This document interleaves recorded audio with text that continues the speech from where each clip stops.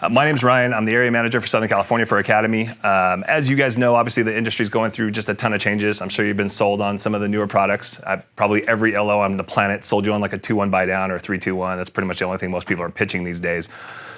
So at Academy, we've really tried to do a good job of bringing a lot of programs back or bringing new programs in. Our count to year to date's 82 new products to try to help, because I think we've all seen about every borrower has come out of the woodwork with every random scenario and situation that we can possibly deal with. So in that, we wanted to obviously try to do stuff that we actually thought was a little more real life, right? What do you guys deal with on a daily basis?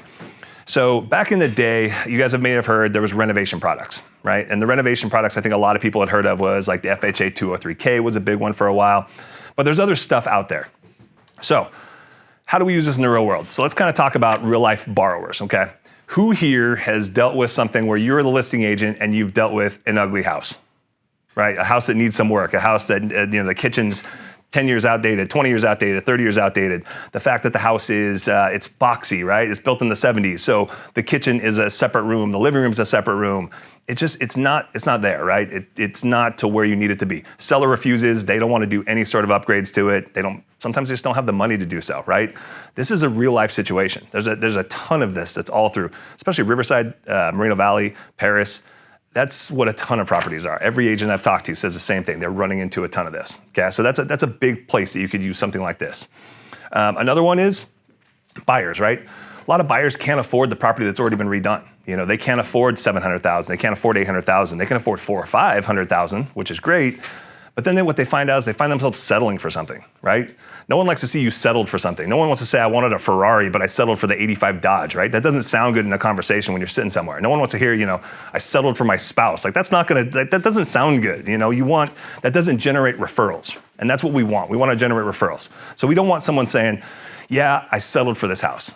Their friends aren't going to run up and call you the agent who had them buy a house that they settled for. And that's not what we want. We want to turn this into a referral source, okay? Your third one where this is going to help a lot is the true just destroyed property you walked into. It was a rental. They tore out the island in the kitchen. It's missing all the windows, back wall fell down, whatever it is. It's the one that the only way you can do this is if an investor came in. Okay, the investor is your only chance of selling this house. These are the 3 ways a renovation deal can actually help you out. Okay, this is how this can help make this work for you. Let me explain. So, we actually try to do the renovation loans through Fannie Mae. Why? There's way less red tape. With FHA, you have to have FHA, advisors and a whole lot of other stuff that comes into play. With Fannie Mae, it's very simple. Figure out the things you want to do, and we will end up doing the loan for the entire amount.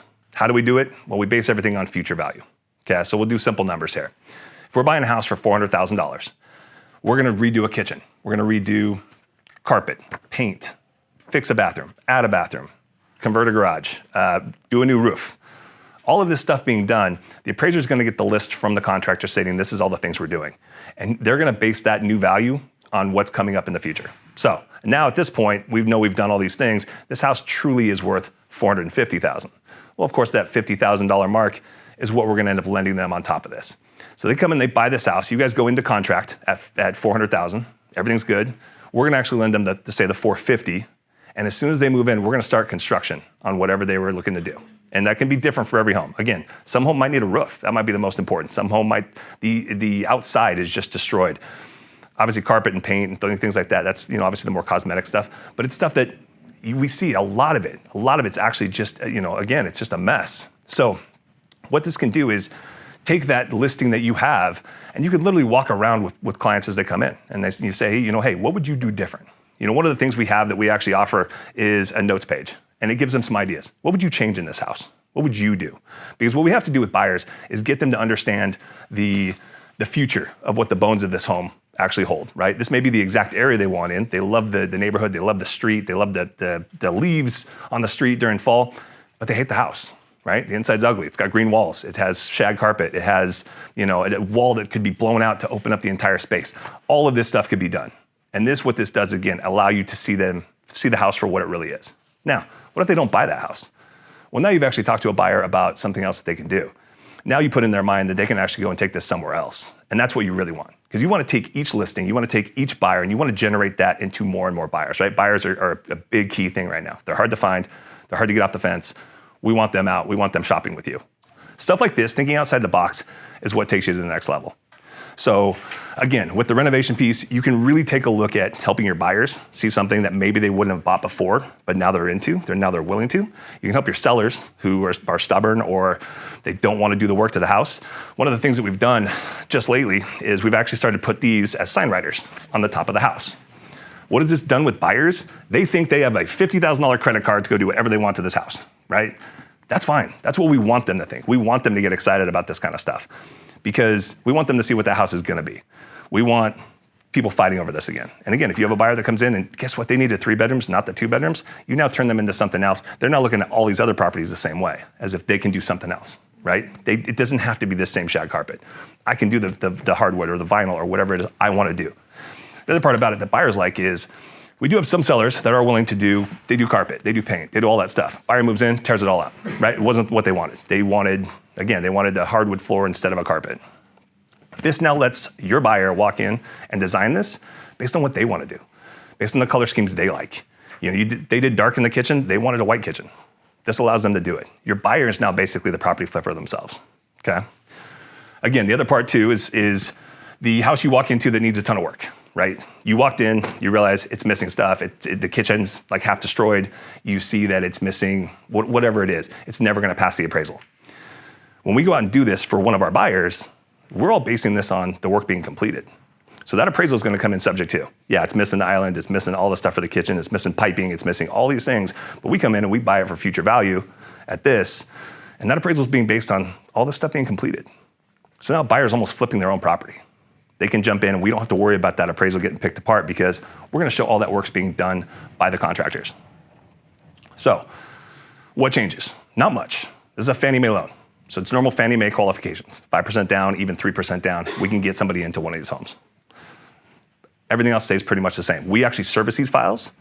So at that point, once the work starts getting done, we actually work directly with the contractor to get them money as they hit certain steps. Makes it very easy, not have to deal with it. Nice.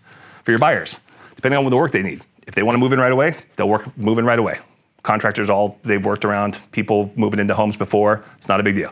If they want to stay living where they're living for a month while the work gets done, that's fine too. They can put their stuff in the garage. Whatever they're looking to do, they can do. Because we want to make this as easy as possible. A lot of buyers, they have the dream of building the house, but they can't go rent somewhere while they're paying interest on it to try to build something, or it just becomes difficult. We don't want that to be the case. We want this to be as easy as possible for them. So again, what this does is this opens up these properties and this hopefully opens up the mind of your buyers to get them into something that they truly want. They couldn't afford $700,000, but they could afford $400,000 with $50,000 in renovations and are proud of what they're sitting in right now. They're proud to have their friends come over, right? It's not something that they got just put into. Keep in mind, this loan's been around a long time. This isn't something brand new. It just didn't work for a long time. You can't do a renovation loan based on future value when someone's paying $40,000 over asking price on a property. So now that we've kind of come back into this market, these types of products really benefit, obviously, a lot of buyers, and we're having a ton of interest in it. So again, the biggest thing what I think is the coolest part about it is we've been able to start taking these listings and literally turning them into 4 and 5 deals. Because again, you have buyers coming in that, again, they need 3 bedrooms, they need 4 bedrooms. That's not the house for them, but they like this area. Great, take this, let's qualify you, let's see what you qualify for, let's go out and let's find it. And now, again, you've turned that into multiple deals, which is the most important thing in this market. So that is a huge over-the-top kind of piece to this. What types of questions, or where do you think you could try to fit this into your world, and where can I help you try to do that? Does anyone have an ugly listing right now? Oh, there's one. What is wrong with it? What do you think buyers don't like? What do you think you would change in that house? The front landscaping. Okay. It's all like dirt. Okay. My clients just redid the kitchen, so it's like brand new kitchen. Perfect. New HVAC, new garage door, and maybe like updating the painting on the inside. So it's not really super cosmetic. It's just more. Sorry, it's not like major repairs. It's more cosmetic.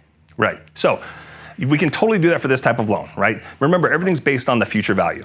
So when you think about future value, if you're buying a house at value, right, it's worth $500, you're buying it for $500, we have to do some major improvements to try to get that up to where it needs to be.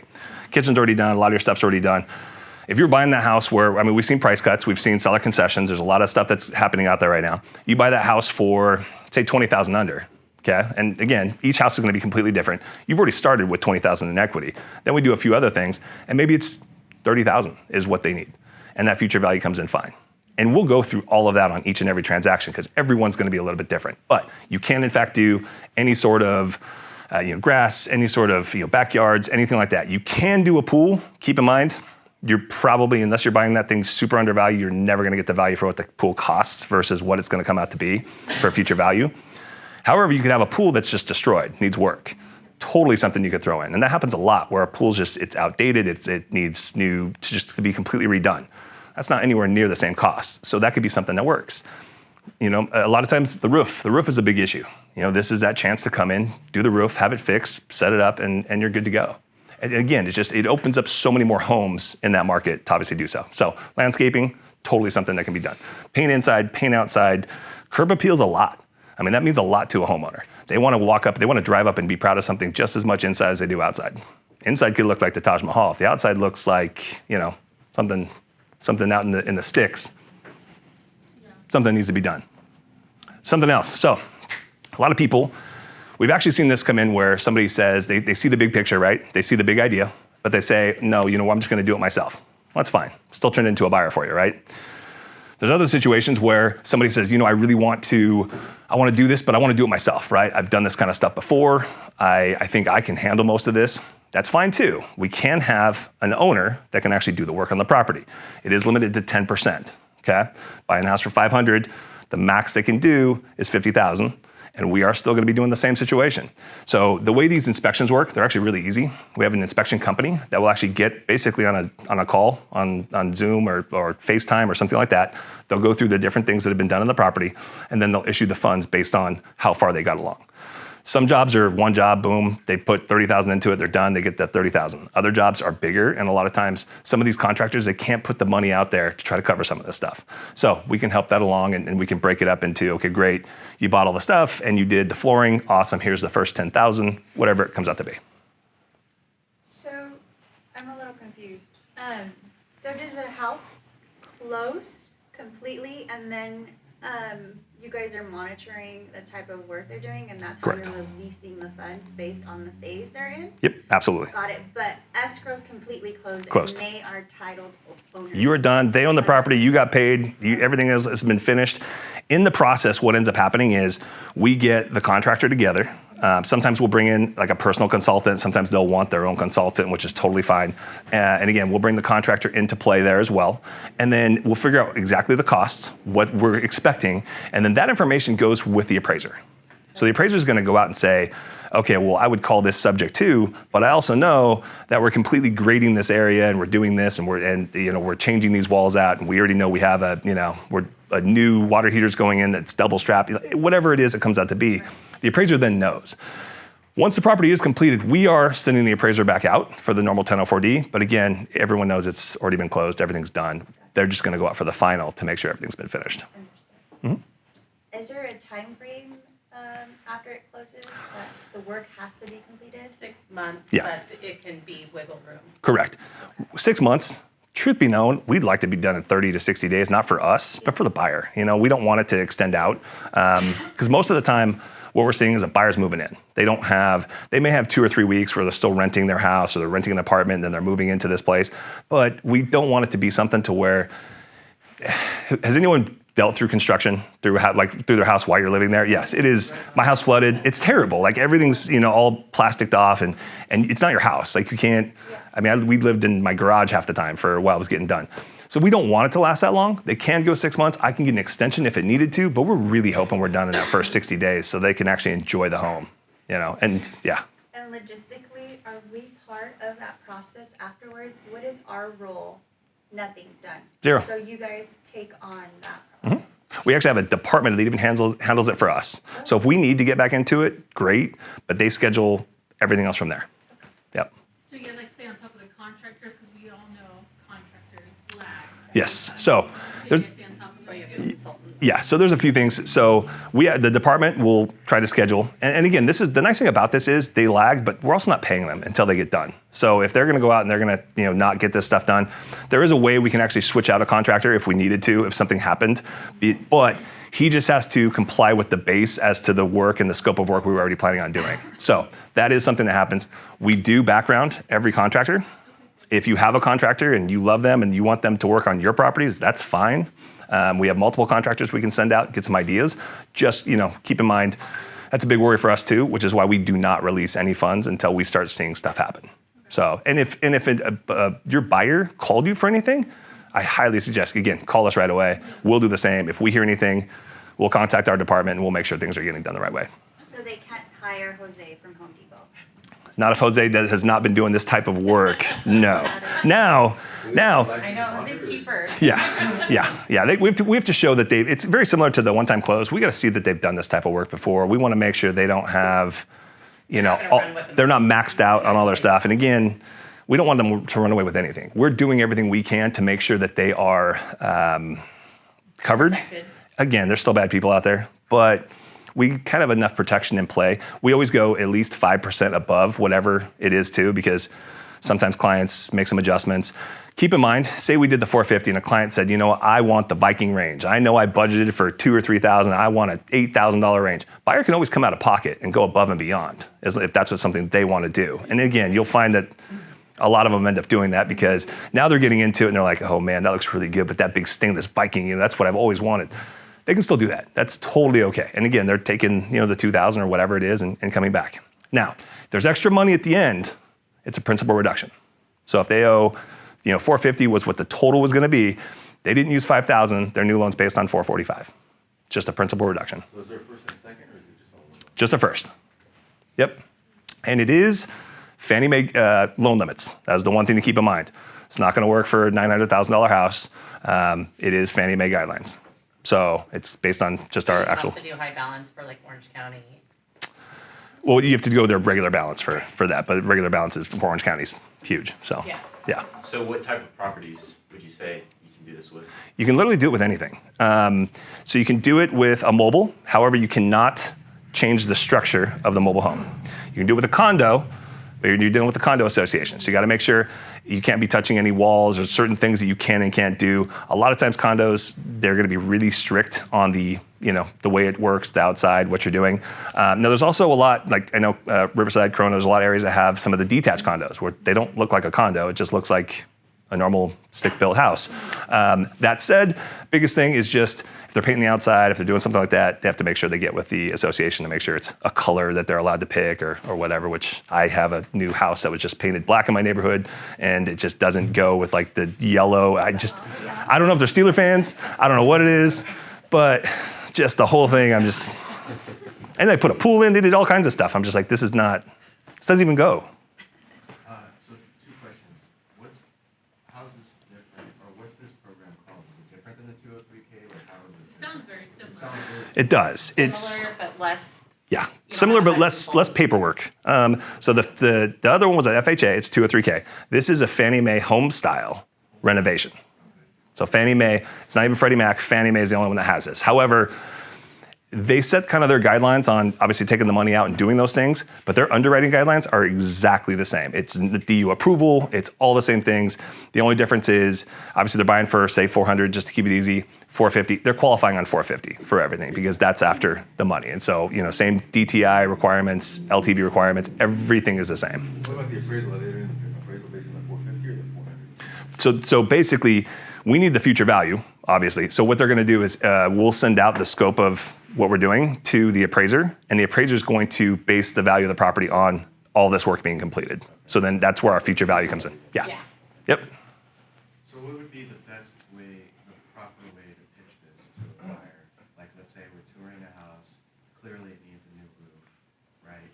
And to give them peace of mind, hey, we have a program in place that will provide additional financing or whatever We hand this to 'em? for that roof.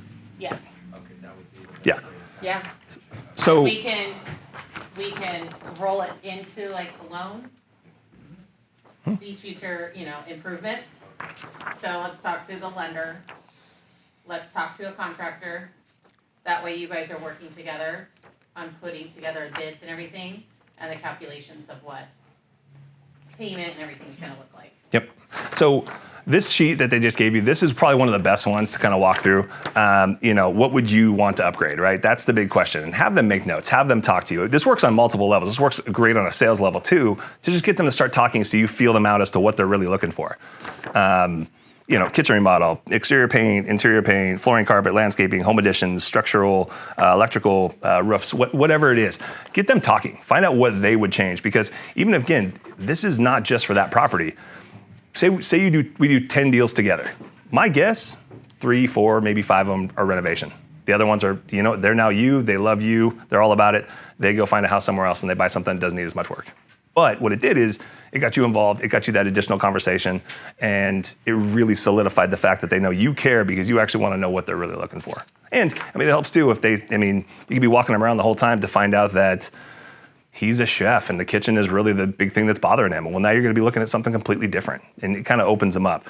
The other part that's nice too is if you're with, say, a husband and wife or some sort of a couple, it's nice because one may be looking for one thing while one's looking for something completely different. So again, it actually is what we found. It starts with that conversation as well as what is the most important, obviously, on trying to get into some of these homes. Is this only for owner-occupied? It's not. It's not. So we can do it on second home and we can do it on investment. However, the investment's not cheap. Reason being is, you guys know Fannie Mae loan level price adjustments, right? What a loan level price adjustment is with Fannie Mae is the more of a risk a loan is, basically lower credit scores, higher loan to value, Fannie Mae will put different hits on a property, okay? The hit for an investment property is 4 points, directly from Fannie Mae. Nothing we can do about it. It could be less, but it depends on the LTV. It's 4 points at 15% down. If they put 20% down, it's less, 25% down, it's less. So depending on how much money they're putting down on this, because I'm literally working with an investment property right now on it, the 15% down sounded real appealing to the investor. However, mortgage insurance and the loan was expensive. Now he's got to go and spend the money on, hard money, and then refinance it into an investment property anyway. So he's going to spend just that much, if not more. But if you're doing it, my suggestion would be 20% down, if not 25% down, and do it as an investment property. And you could, in fact, do all of that and turn it immediately into a rental. And again, second home's an option as well. But Fannie Mae made second homes a little more expensive these days too.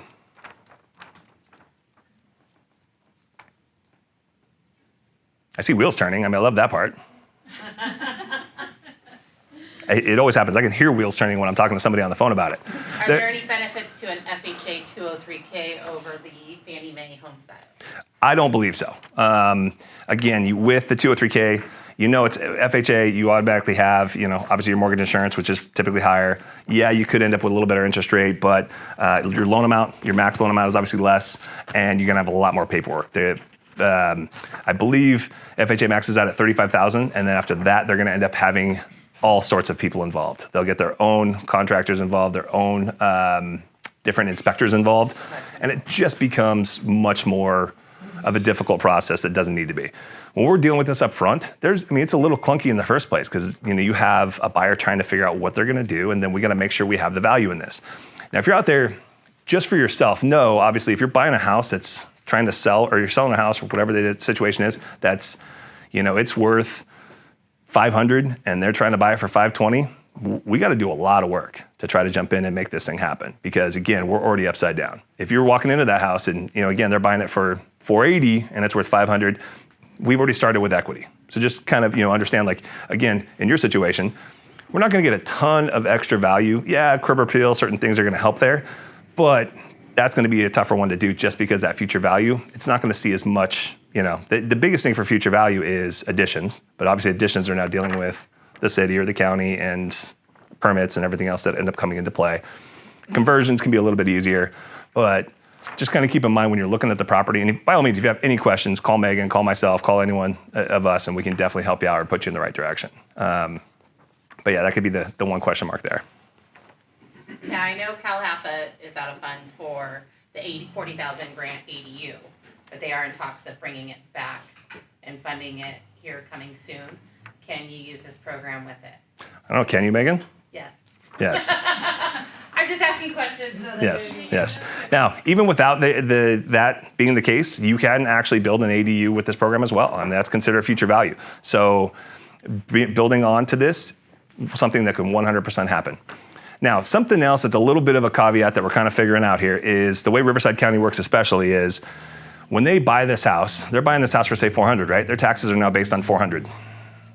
If they do 450,000 in work, their taxes are still based on that 400 mark. Unless the city finds it. Unless, which typically the only time the city can find out is when we're doing additions, is usually when they'll do it, because they'll come back out afterwards and they'll see what you did, and then they'll base it on what the future value is. But some people can actually jump into something at the lower tax break too, which again, it's not a huge amount, but everything saves us money, and that's obviously what we're in for.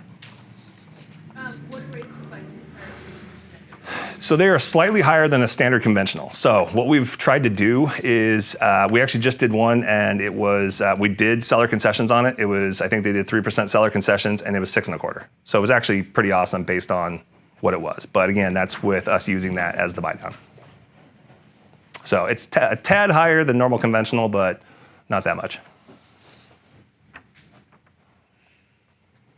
Any more questions, Meg? Now I know with FHA 203K, if you're adding an ADU, you can use the rental income on that ADU, which could help qualify the client.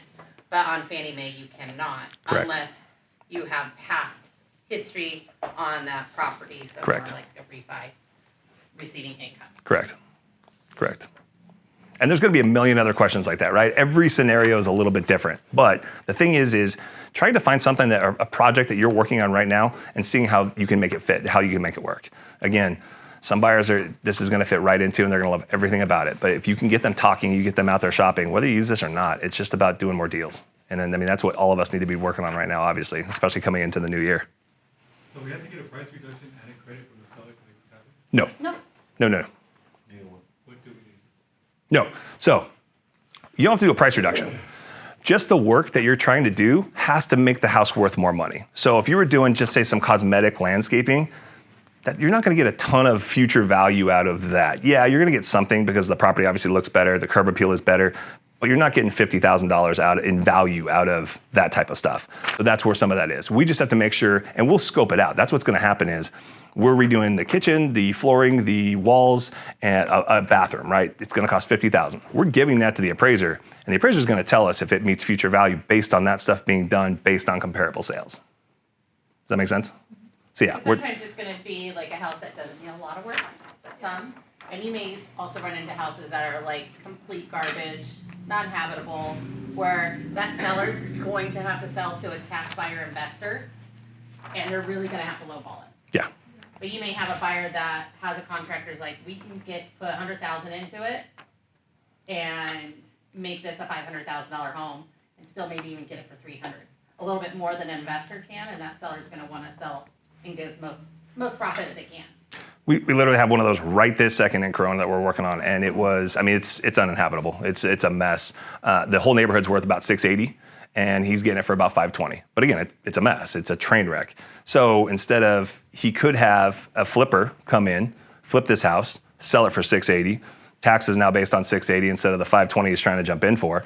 Or we go in, do say $100,000 in work to it. He's now in for, instead of $520, $620. He's now has $60,000 in equity, and he did the work right then and there on the spot with a lower tax rate. So yeah, we got to be smart on it, obviously, because sellers aren't going to give away the farm. We don't want that to happen, but we just have to know what we're doing to this property is going to make sense, and it's going to give us the future value that we need. What if the buyer wants to refinance, say a year from now? If they want to refinance to lower interest rate, are there any limitations on refinance? Nope.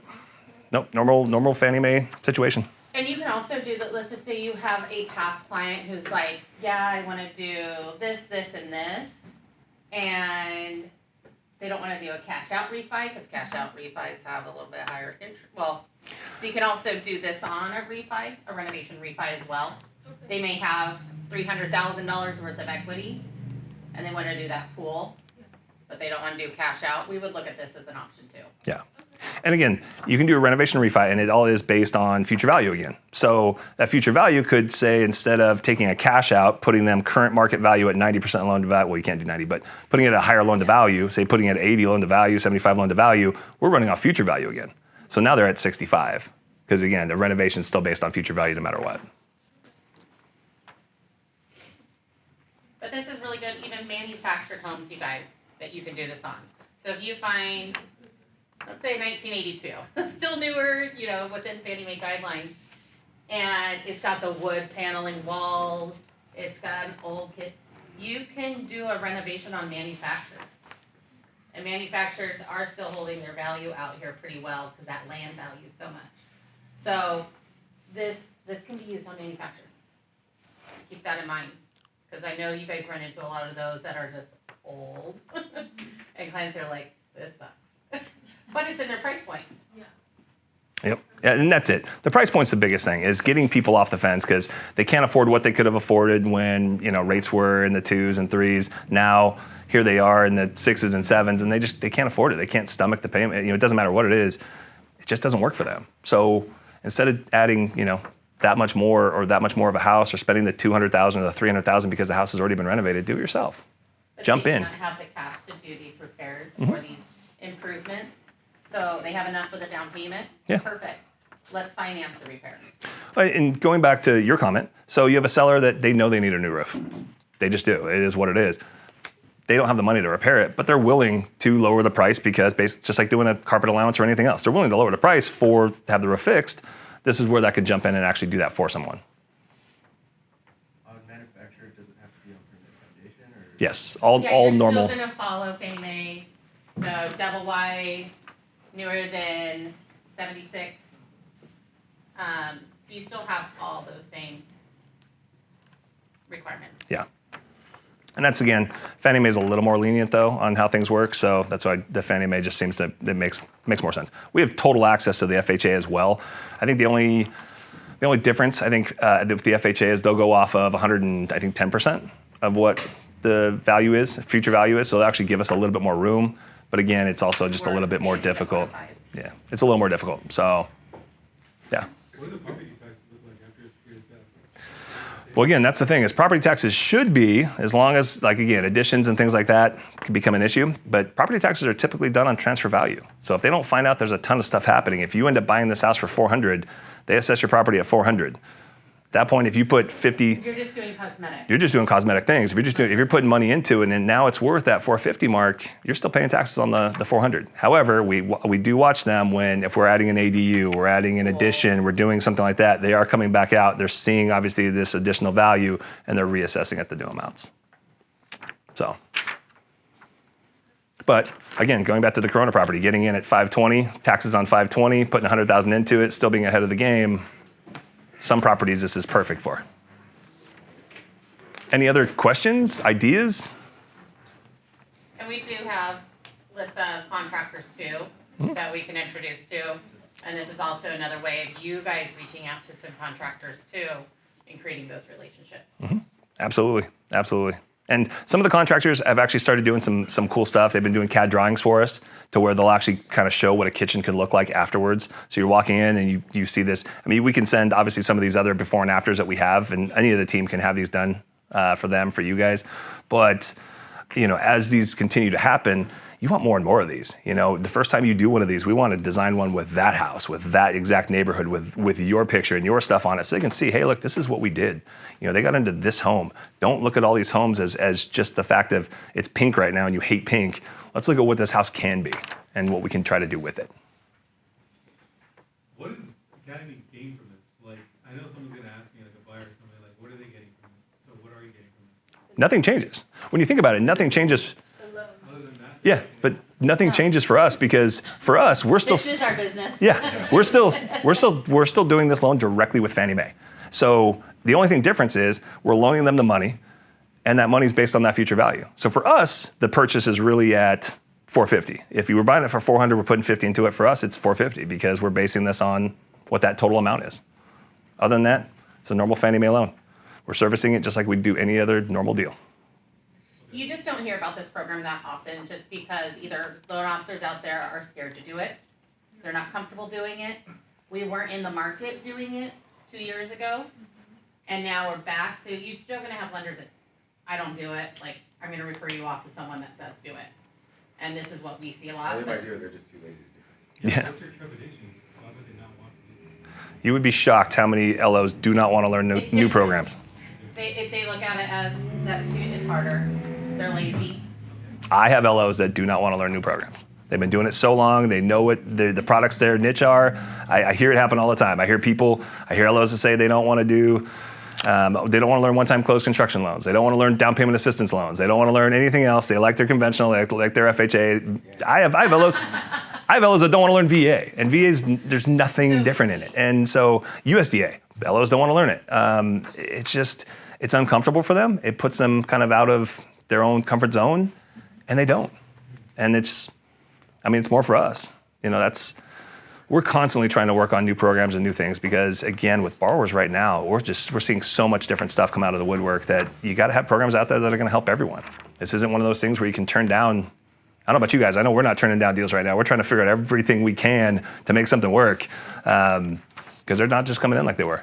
So, Where can we get access to these so we can put them in our buyer's packets? yeah. So what we can do is get with whoever your loan officer is, and we can customize some to get them out for you. So I grabbed these kind of last minute because we're changing a lot of the marketing every day. Reason is normally I like to put some sort of like sales pitch or sales piece out to my team, and then we kind of wait and see how it works. With this one, we've learned so much so fast of what borrowers want to hear. We've been changing it nonstop. So we'll add different things, different cues to try to get them to start talking. Again, the list at the top and the notes and having them walk through a home. That was something new that really worked well for a couple of agents. And all of a sudden they're turning borrowers left and right because they see a light at the end of the tunnel. They don't walk to that next house that's not what they want, just like the first one was. Now they're like, oh, you know what? I kind of like this design more. I like the way this layout is. I like that it's a little more open. What if I did this, this, and this? And again, it's opening their minds. Putting the before and afters is opening their minds. They don't see that kitchen with just that terrible laminate on top or the little white tiles or whatever that they hate about that kitchen. It still has linoleum, whatever. They start to see what it can really be. And people laugh about it all the time because we've all heard it, right? And they hate the green wall, they hate this, they hate that. It's the simple stuff. But if they know they can adjust it and make it the way they want it to, it's almost like buying a new build. They're getting it. I wish I had that kitchen, but in this neighborhood. Exactly. Right. Exactly. And they'll say that all the time. I love this layout. I love how big this hallway is, and I don't feel like I'm boxed in, but man, that kitchen, do it all. Grab this kitchen with that bathroom and this flooring and this color paint and this scheme and put it into your own place. Then go out, throw them a housewarming party. We'll do it with you, and we'll sucker all their friends into buying houses too. That's really the game plan, right? It's the little stuff that we all got away from. We did this before COVID, but we got away from a lot of this stuff because deals came in so fast and so hard that we were just taking orders and blowing things out as fast as we could. In this situation, we need to bring in all the deals and all the referral sources and get back to the fact that this is a contact sport, and just get back out there and. Close of escrow times are the same, or are you doing more 45-day closes? They're 30 to 45, and the only reason that it's adding time is not the process. It's adding the time between the buyers are slow because the buyers are working with the contractor's figuring out the bids. So there's a little bit of time in there that can be extended out just for that piece. And then, of course, once we're done with that, get it to the appraiser. Appraisers are still fast. It's still our same board of appraisers, so they all know, they all understand the product, they all understand what they're doing. And they're just going out basing it on the fact of, yeah, I walked in, this kitchen's terrible, but this kitchen is now this. They're doing this. They are redoing this bathroom. All of this is going to be redone. I think this property, where they would have killed it saying that these two houses are superior, now they're comparing that to those two houses as if they're the same. So that's where a lot of that value can come in and help us out. Any other questions? Easy enough? One more time, the name, what was it again? The home style renovation, and it's Fannie Mae. So it's like an FHA 203K Yep. backed up by Fannie Mae. Yep. So again, all Fannie Mae rules, all of their stuff. They didn't really change much of anything as far as qualifications go. So if your borrower qualifies for a normal Fannie Mae loan at this amount, you're set to go. So what we'll do though is we will try to find out if we are probably the one thing different. I don't know if it's different, but Borrower will come in and they'll say, I want to know what I qualify for. Well, we'll find out 600,000, say, is the max you qualify for. If they're looking at 100,000 in renovations, they know they can't buy a property for more than 500,000. Because at that point, if they're doing those types of renovations and they max out. So that's the only thing, is just making sure they qualify for what that future value is. And then, again, it's just all done on that. So, and it's, trust me, it's a much better situation than I have. I had one of our own loan officers. He bought a house. He wanted to put a bunch of work into it. He went and got a signature loan for like 12.99%. And he got the work done, but now he's got a 12.99% loan sitting there. If he refis, it's going to be cash out. So his first is going to tank. It makes so much more sense than trying to do a lot of the other options that will end up happening. Can't do a HELOC because obviously you're putting 5% down or 10% down. That wouldn't work. It's just a great way to walk into something that needs a little bit of work and having a client not settle, having them make it their own.